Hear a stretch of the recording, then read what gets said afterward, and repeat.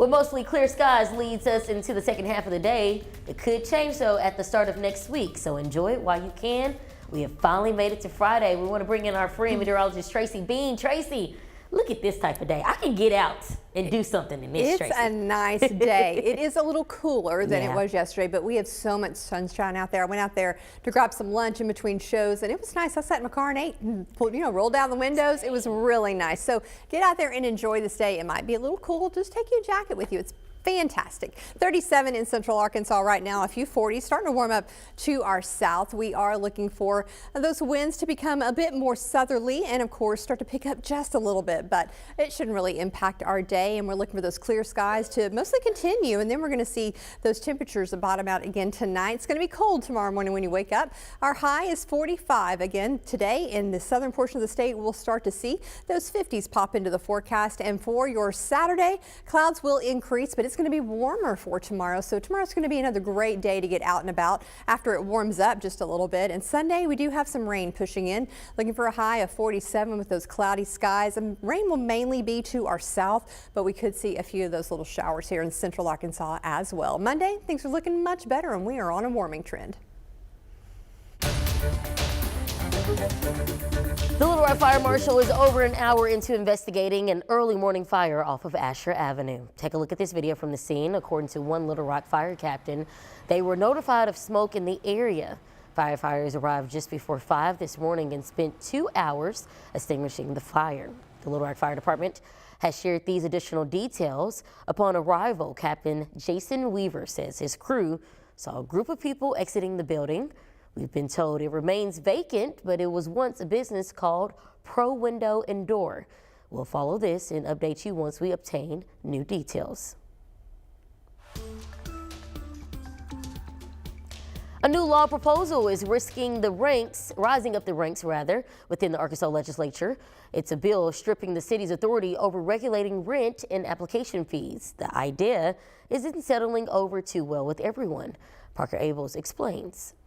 Senate Bill 91, sponsored by State Senator Clint Penzo of Springdale, would ban cities from regulating or capping application fees and background checks for renters. It would prohibit municipalities in Arkansas counties from passing any kind of ordinance restricting application fees, rent, basically preventing them from doing anything to curb excess from landlords in Arkansas. To my knowledge, Fayetteville is the only community that has passed an ordinance saying that landlords simply can't make money off this application fee process. That ordinance would have capped background check and application fees at $40 per property and ensure that a refund be issued if a background check isn't run. And after working for over a year on that ordinance, Fayetteville City Council member Sarah Moore says she's frustrated. You know, our city was fine and our residents are fine with what we're doing. It's incredibly disappointing to discount these taxpayers and these residents that were happy with what had been put in place, again, after so much diligence and work had been done to come with this outcome. State Senator Greg Leding also shared his frustration, saying he believes that bill would make Arkansas an even worse state to rent in. We have tried for years to pass meaningful rights for renters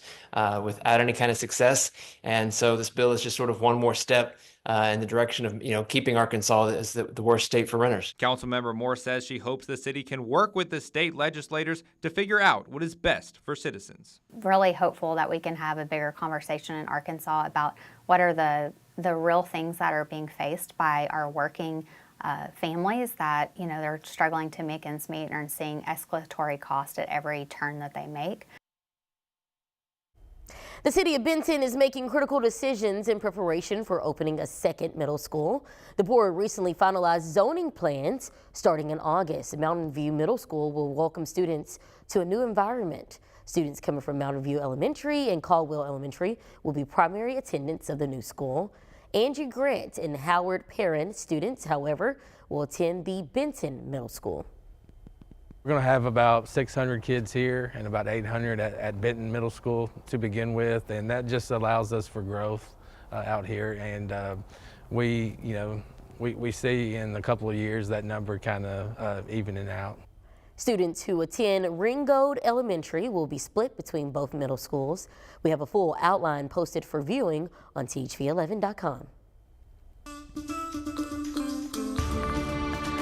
Arkansas lawmakers introduced a proposal to observe National Maternal Health Day.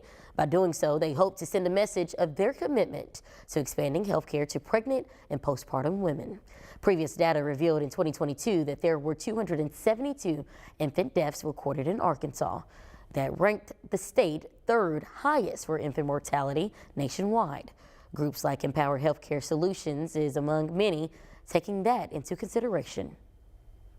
We're getting the word out that there is a need, that this is a need, and our moms and babies are worth it. This is our future. This impacts me, it impacts my community if this woman survives or doesn't survive. So then you personalize it and you take action. Empower Healthcare Solutions also provides support for mothers navigating the Medicaid process. For more details and additional resources, visit our website, thv11.com. President Donald Trump is preparing to visit recovering communities across the country. It comes after a week filled with settling into his leadership position. The president will make his trip as the annual anti-abortion rally begins in Washington, D.C. Eric Brown reports. President Trump left the White House Friday to visit Asheville, North Carolina, where he'll receive a briefing on Hurricane Helene recovery efforts and meet with families affected by the devastating storm. We're going to get it fixed up. Should have been done months ago from the hurricane that took place almost 4 months ago. It's part of a disaster tour that also includes a stop in Los Angeles to survey the catastrophic wildfires that are still burning. The president's first trip of his second administration follows new criticism from Trump about FEMA, the federal agency responsible for responding to disasters. All it does is complicate everything. FEMA has not done their job for the last 4 years. In an interview with Fox News host Sean Hannity earlier this week, Trump said he'd rather see states handle their own disaster response and that FEMA's role should just be to give states money.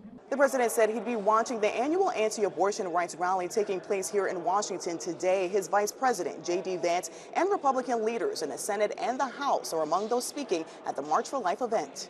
It's gonna be hard times. Even with the Supreme Court overturning Roe v. Wade in 2022, organizers say they continue to march because there's still more work to do to reduce the number of abortions in the U.S. each year.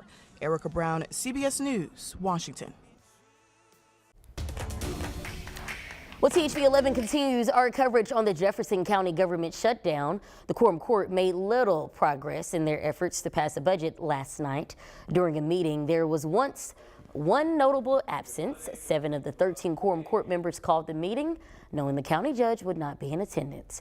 Judge Gerald Robinson is at the center of the budget dispute. Without him present, the court heard public remarks, which included some county employees. Because it's been, what, 7 to 8 days now since our last paycheck? Or where we were supposed to get a paycheck, it's been 23, 24 since our official last one.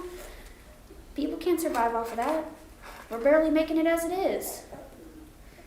We really need help. We need somebody to do something. Judge Robinson has proposed a special meeting tomorrow afternoon. If the Quorum Court were to assemble, they would gather with 2 budget proposals on the table. The cold weather kept some people apart, but for 2 people in Arkansas, it did the complete opposite. The story of how they overcame the snow in this week's Feel Good Friday at 12:17. Well, it's Friday, and that's good news. We've got lots of sunshine, even better news. Looking for a high of 45, but I've got warmer temperatures headed your way as well. Let's talk about it in my forecast coming up after the break.